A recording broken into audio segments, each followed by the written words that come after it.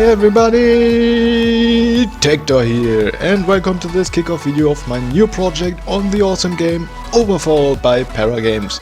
The game just came out as an early access version and is available on Steam. In this project I'm going to supply you with tips, tricks, the math and statistics on the game and explain what you can do in order to play the game in the best and most efficient way. So if you like that, make sure to hit the like button and subscribe to the channel.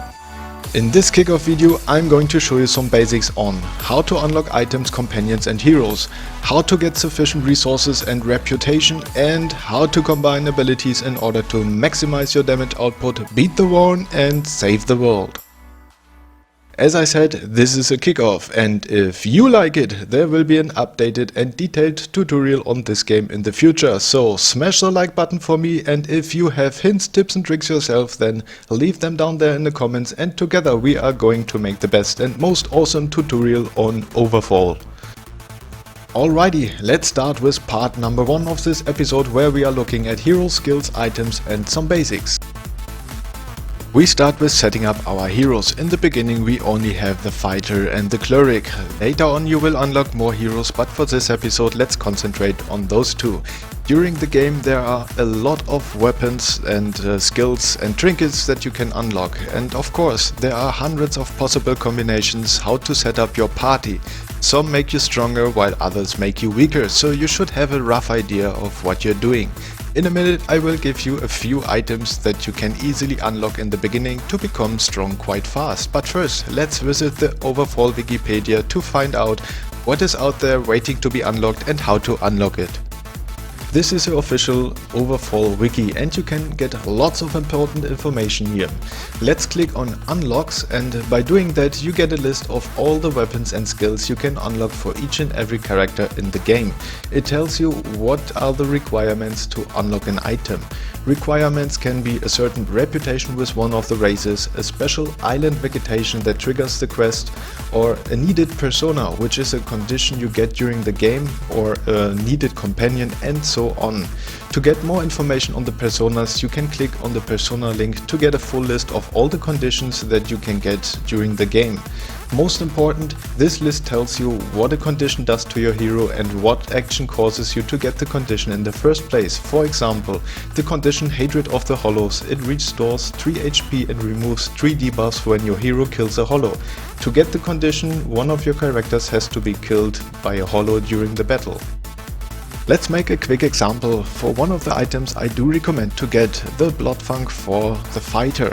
It has similar skills like the axe your fighter starts with, but has way more damage output. All you need is the companion Bloodseeker, and afterwards you can trigger the quest that unlocks the weapon by visiting islands that are not your home island, so islands with races you have no reputation with. In order to hire the Bloodseeker as a companion, just scroll down on this page, there will be a section on companion unlocks, and there you will also find the Bloodseeker and what you have to do in order to unlock him. So conclusion, on this page you can look up whatever weapon or skill you desire and find out what you need in order to unlock it. For now that's all you need to know on that topic, so let's move on. For the fighter I do recommend to unlock the following items. First, the Blood Funk as just discussed. The attack Ruthless Rend deals 4 damage points and applies 2 stacks of bleeding, which is pretty awesome. With Bolt Strike you can weaken your enemies even more, and the Hurricane Strike will hit all the targets around you, which makes it a better AoE attack than the one you have with your normal axe. Second, the skill Intimidate, which applies Fear and Dazed. I exchanged this for Unbreakable and use it in a strong combination with Tormented, as I will explain later on. For the Cleric I recommend to unlock the skill Heaven's Gust, which applies Tormented. This debuff deals damage when the target moves and can give a strong damage output if combined with other abilities. Now let's take a look at the reputation that you need in order to progress in the game. You can earn reputation for 6 different races. To gain reputation you just have to visit the correct islands and make the quests that you can get there. To gain reputation with the Dwarves you have to visit Volcano Islands. The Elves you can find on those forest islands. Then the Orcs you can find on the Barrens Islands and Goblins on Swamp Islands. Last but not least, the Hollows inhabit Grass Islands and the Forsaken the Arctic Islands.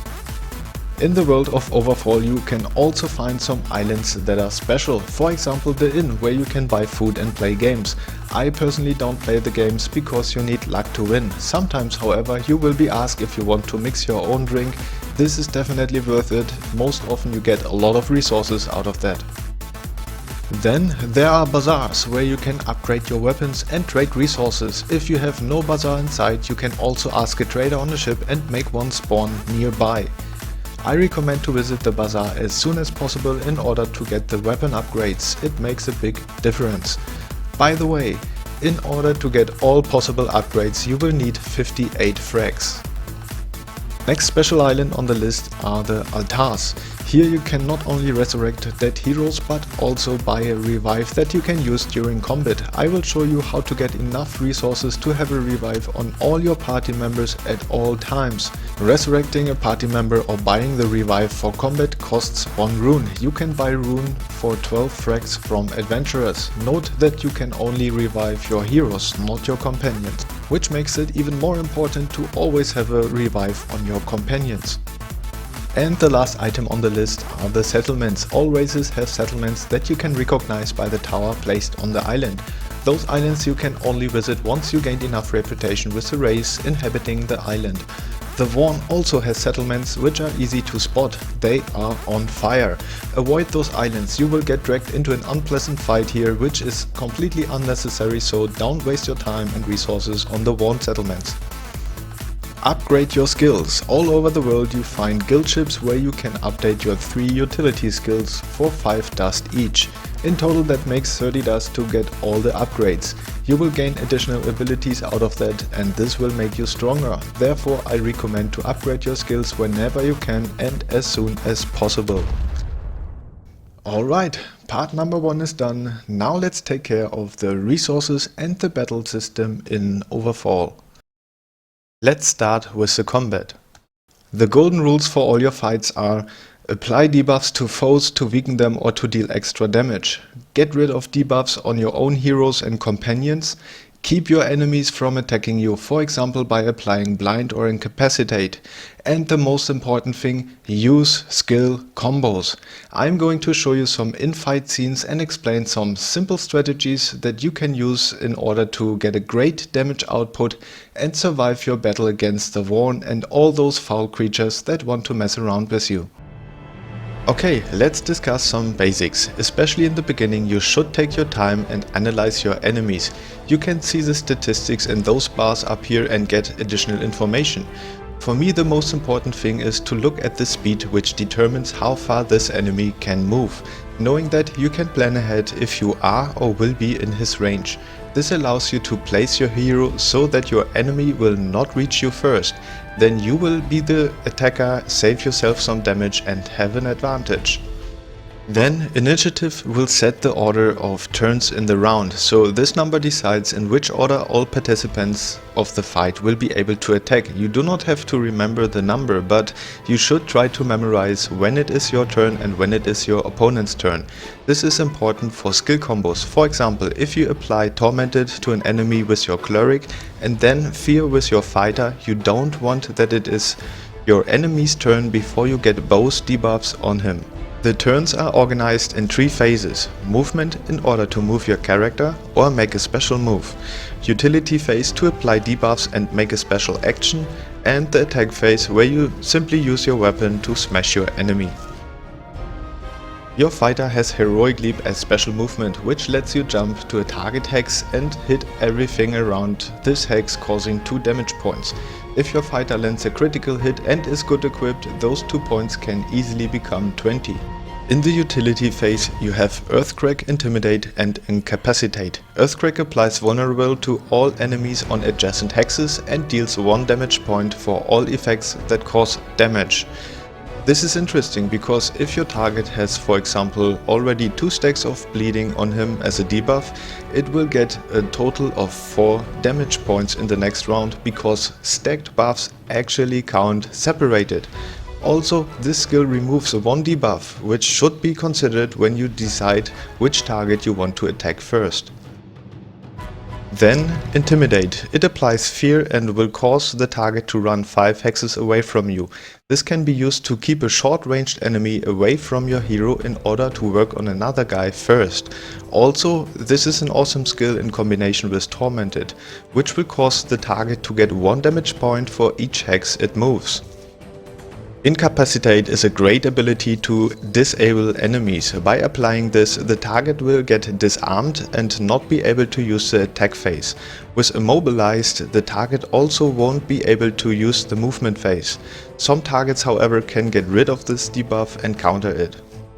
In the attack phase you have, as mentioned in the beginning of this video, Ruthless Rend with 4 damage points and 2 stacks of bleeding, Bold Strike with 3 damage points and 2 additional damage points if the target is already bleeding. Also it applies Mortal Wounds, which reduces healing effects on the target.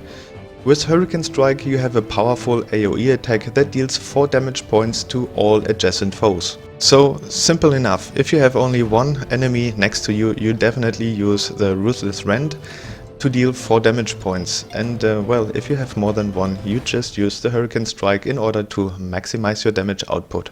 However, if your one little enemy that you are attacking is already low on HP, you should not waste Ruthless Rend on him. Then it can make sense to use the Hurricane Strike or the Bold Strike in order to save the Ruthless Rend and apply the 2 stacks of bleeding to another target.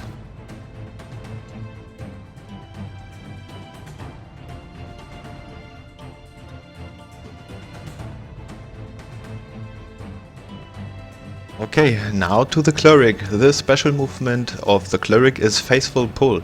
This is used on a party member and your party member actually has to be in a straight connection to you, so horizontal or diagonal. With this skill you pull the party member towards you and heal him up for 2 HP.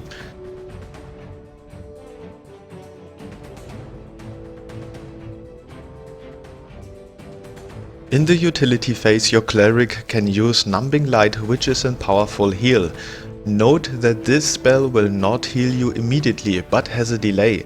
Regeneration causes the party member you use this ability on to get a heal of 2 HP for his next 2 turns, so 4 HP in total. The 2 stacks of Aegis increase the chance that an attack misses on you. This spell will remove 2 debuffs from a party member or from a foe. This should be used in order to keep yourself from dying because of bleeding or something like that, and your enemy from healing up or protecting himself. Heaven's Gust is my absolute favorite. It applies Tormented, comes as an AoE spell and causes the target to get 1 damage point for every hex it moves. If you combine this with Intimidate of your fighter or with Vulnerable, you practically have a dead man walking. Awesome! However, if your enemy has the ability to apply protection to himself, Tormented will get countered. So if you find that out, don't put this combo on this target. In the attack phase you have Wave of Light, which is also a great AoE spell. If used correctly you can hit several targets and deal a lot of damage. Whenever you can hit more than one target you should definitely prefer this one instead of Retribution, which is the big hammer over here. Retribution has quite a high range and applies Confusion. A confused target will not be able to use the utility phase. This is pretty cool because no buffs, debuffs or special actions for this guy in the next round. Holy Nova is a powerful ability. You will heal every party member on adjacent hexes by 2 HP, including yourself. Adjacent foes will get 3 damage points, which makes this spell even more awesome. However, this spell has a cooldown of 2 rounds, so try to use it when you have many party members and foes around you. But don't wait for a heal in order to position yourself perfectly. If a heal is needed, you should definitely use it in order to survive. Let's sum up your basic options here. Use Vulnerable plus Bleeding to increase the damage whenever you can. Apply Vulnerable plus Tormented if you have a target that naturally wants to run away from you. This is perfect for long-ranged enemies like mages and archers. Then the Walk of Dead, Fear plus Tormented. This deals tons of damage to short-ranged enemies, especially targets with lots of HP, like trolls for example, will suffer a lot from that. Apply blind on long-ranged enemies, for example with Wave of Light from your Cleric. This will cause them to be unable to attack you. Afterwards, your fighter can use Heroic Leap to jump to them and apply Incapacitate. By doing this, chances are high that your enemy won't even be able to do anything before you send him to his grave. And last but not least, try to position your fighter and your Cleric always in a way that allows you to use Faithful Pull if needed. Alright, so the next thing is, let's apply those strategies. I'm going to join the arena in Overfall and I'm going to show you how to win the arena, how to become champion and get some resources out of that and how to apply those strategies. So let's do it. Alright, so let's search for an adventurer in order to join the arena. So in the beginning I'm going to just farm a little bit in the arena and we're going to become champion of the arena in order to get some resources, get the first upgrades, and by doing that your party will be quite strong in the beginning, and of course you have a little boost with your resources, which is awesome. It's easier to progress in the game, so let's do that. Let's try to get this guy over here. Okay, he went on the settlement, so we could now just go here or take this one. Actually, I'm gonna take this one. Okay, let's go over here. Let's ask him for the directions to the next arena. He will mark it on the map now as a quest, and yeah, let's just set sail and let's go over here and join the arena. There are two options for the arena. One is the world tour, where you have breaks in between the fights. You can restore HP or revive a dead party member after a fight, but I recommend to just join the arena gauntlet, have one fight after the other, and if your strategy is good you will survive that. So let's just go and let's take a look at our enemies. He can walk 4 hexes and he can walk 2 hexes, and he has a persona pack leader. Okay. 1, 2, 3, 4. They will not be able to reach me. I'm just gonna position myself in front of my Cleric and skip the utility phase and the attack phase. So now let's see what they do. Okay, they don't stand perfectly, but it's still fine. Let's move our Cleric over here, and I'm going to apply already Tormented to this guy over here. And let's see if we can hit both. No, he's 1 hex too far away. So I'm just gonna put some damage with my big hammer on him, and then with my fighter I can now jump into the action, and I'm going to apply Fear just to keep him away, and with Tormented he's going to get damage big time, and I'm going to use Ruthless Rend to apply 2 stacks of bleeding, so in addition he will get a little bit more damage, and with a little bit of luck he will not survive this. Actually he's dead. He has still 2 stacks of bleeding on him, so he's down. We don't have to care about him anymore, and now with my Cleric I can directly use Faithful Pull. She's already positioned correctly, and I'm going to get rid of those debuffs. The most important thing to survive in the arena is to always have as much HP on your party members as possible. So for now let's just throw Wave of Light on this guy, and yeah, I actually don't have to move. I'm going to apply Vulnerable to this guy to get some extra damage, and then I'm going to use Bolt Strike.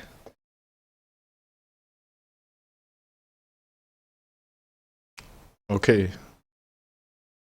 Bam, 1 guy down, Desperation and Regeneration.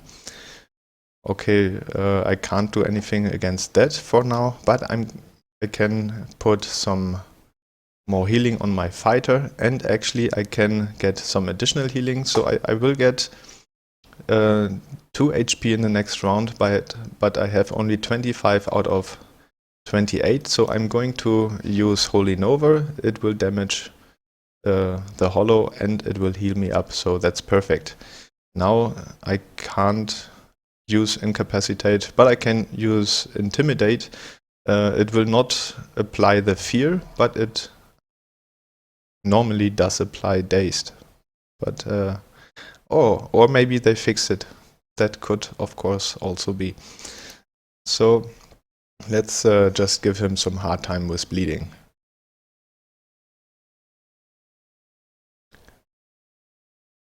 Okay, and now I think he will not survive the next round, so I'm going to use Dispel on him in order to keep him from healing up, and then I'm going to drop my hammer.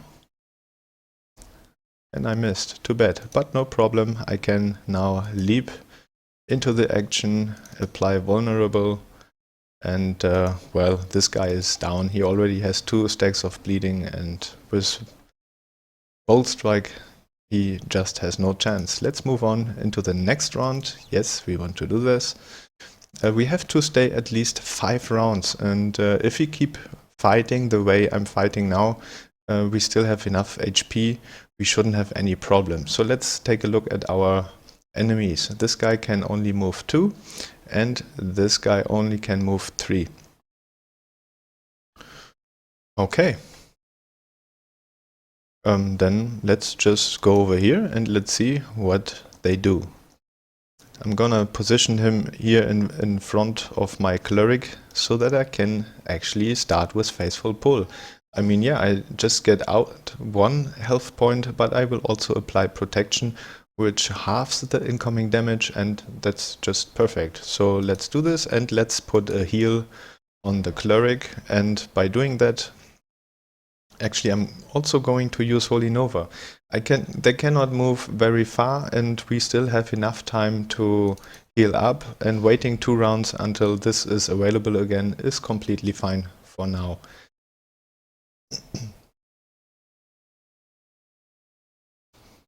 So now let's jump into the action.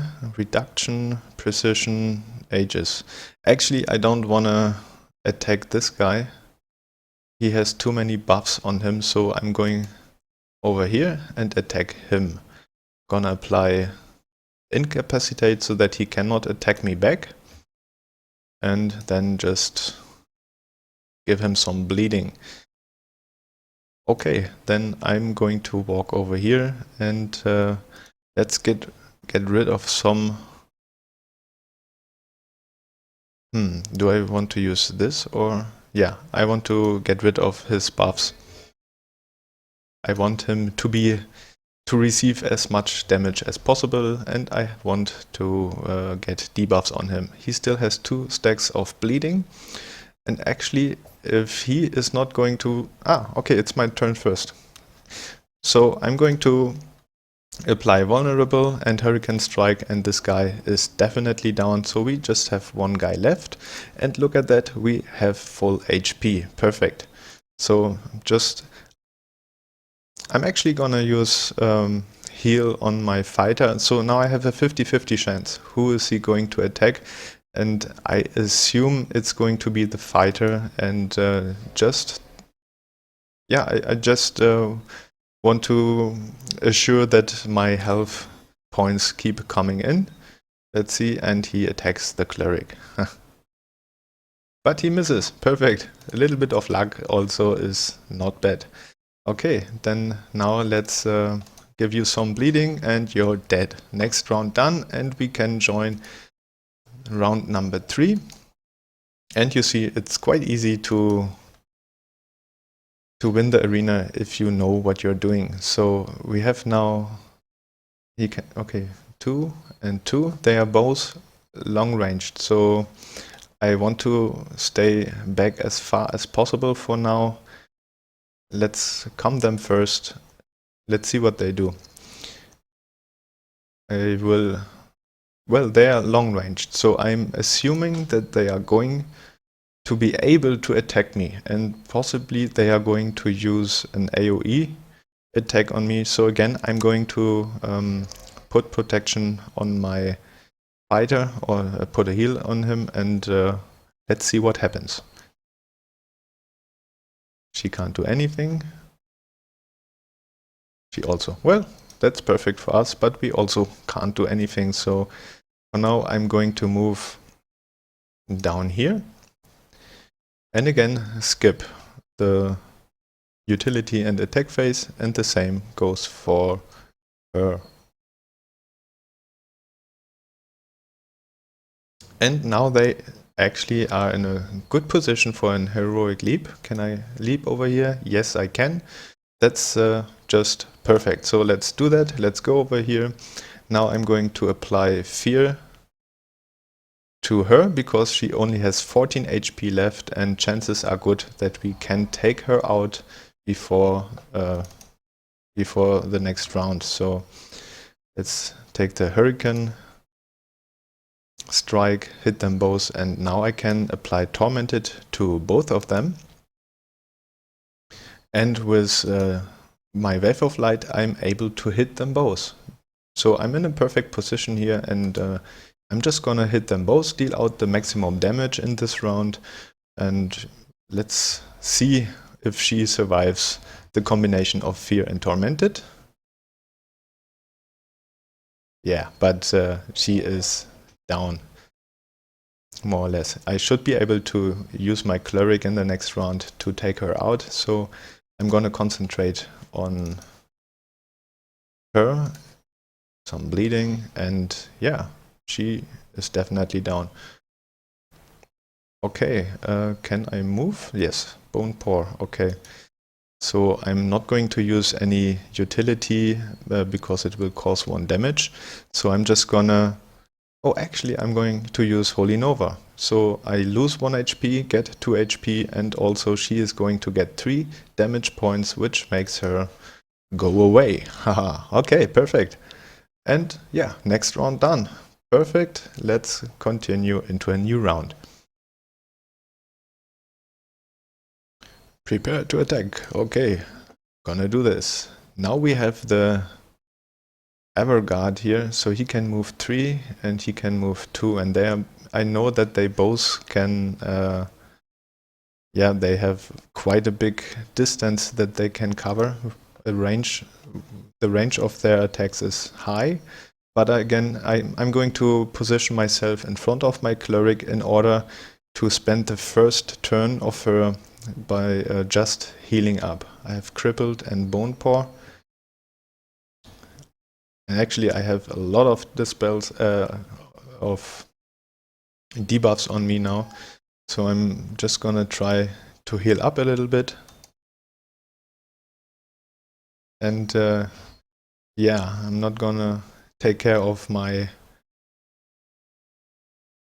debuffs.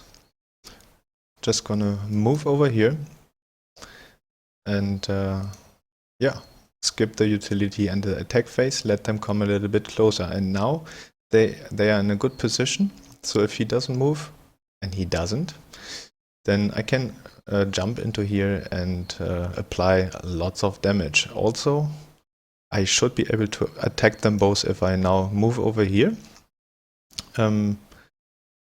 First I can get now Tormented on them, and I can use Dispel again to hit both targets. So for me this is the maximum damage output I can get in this round.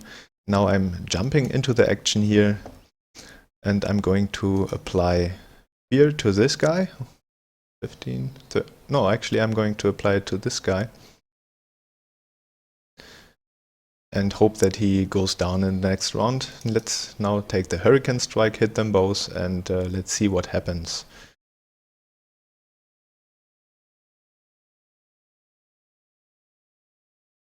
Perfect. He has only 2 HP left, and that means I can easily finish him off. Let's dispel those 2 things from my fighter. Let's put the hammer on him, and bye-bye. Ah, he absorbed. Okay, well, we have to wait another round to get him. No problem. So I'm going to incapacitate you so that you cannot attack me in order in case that you survive this, which he does. Yeah, perfect. Okay, she has tormented and fear, so this is pretty bad. She's going to get a lot of damage out of this, and in this case I'm going to leave her down here and just put some healing on myself and also use Holy Nova in case that we have to fight one more round. He has 4 HP. Yeah, gonna make sure that this guy goes down.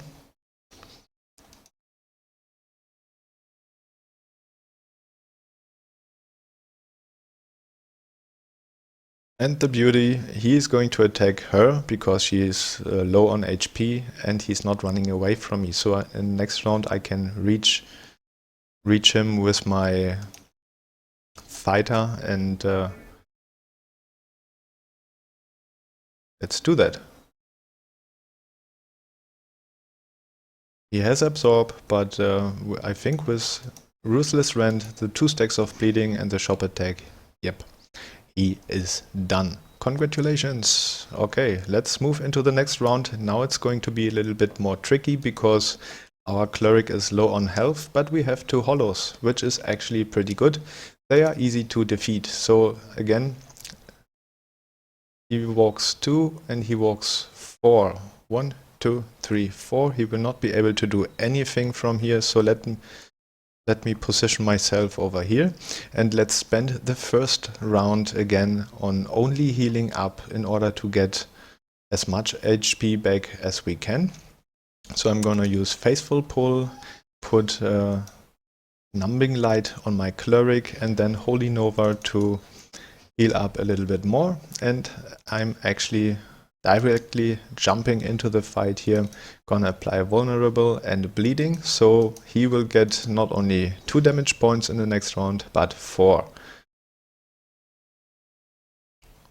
Yeah, and he's nearly down. He's only 5 HP left, so with a little bit of luck I can get him down now. Let's move over here. Is there anything on you? Reduction. Yeah, I want to dispel this. And let's put the hammer on him, and that should be it for him. Next round he will get 2 damage points and he has still 2 stacks of bleeding on him, so that's it for this guy. And now I'm going to use my Hurricane Strike actually, so that I can use my... I missed, too bad.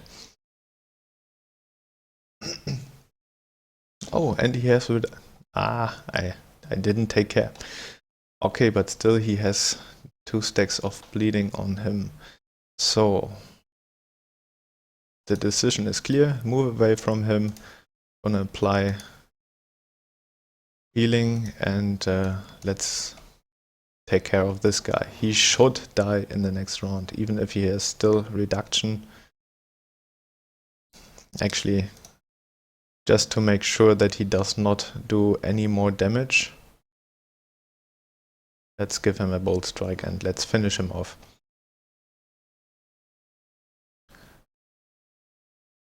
Oh, too bad. Yeah, well, that was a strategical error, but we are already far, so we should still be fine. And actually, we still, or we should be able to survive the next round, even if we only have a fighter. So let's see what else can we do. Yeah, let's just finish this guy off one more time and he's done. Ah, okay, but now I'm really damaged. Okay,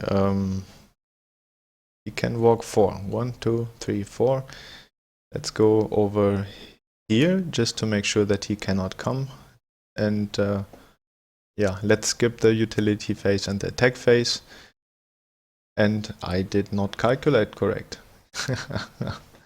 I was a little bit too fast here. Okay, doesn't matter, he still will go down, and I think, yeah, with this I cannot join the next round, so Just gonna finish this guy off and let's see what our rewards for doing this is.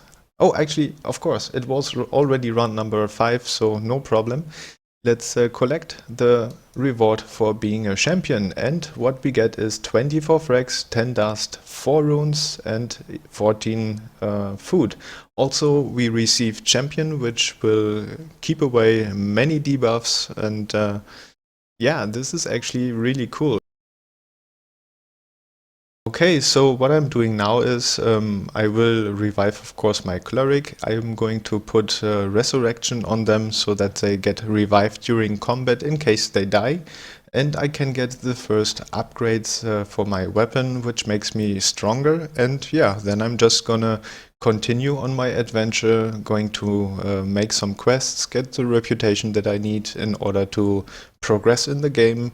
And yeah, go to the Ever King, beat the war and save the world. Okay, I think that's enough on the combat system. Now let's take a look on the resources.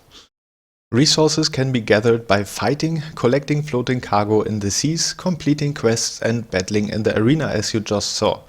I always start with fighting in the arena to get my first weapon upgrades, enough runes and some dust to upgrade my first utility skills. Also, the persona champion will keep away many debuffs from my heroes, which is really useful. The main source of gathering resources, however, is doing the quests that you can get. Tip on the floating cargo. You should only collect floating cargo when you pass by. It doesn't make sense to make a big detour in order to collect resources, because the time will actually move on very fast if you do that. It's better to go to a nearby island and make some quests over there. Doing that, nearly no time will pass and you're better off. If you keep making quests, you will very soon be able to visit the settlements of the race you're collecting reputation for. Once you have that reputation, you get some easy quests where you just have to talk and can select what resources you desire. From there on, you will get a lot of new quests where you can collect more and more resources, so try to focus on only one race and gather reputation as fast as possible in order to get a lot of quests. So you just visit always the same vegetation of island to always find the same race, and you will have your reputation and all those quests and resources in nearly no time. Then in between you always have the possibility to go to a pirate ship, for example, and ask him for a job.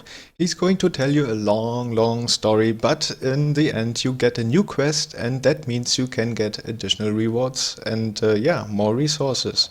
Definitely worth it.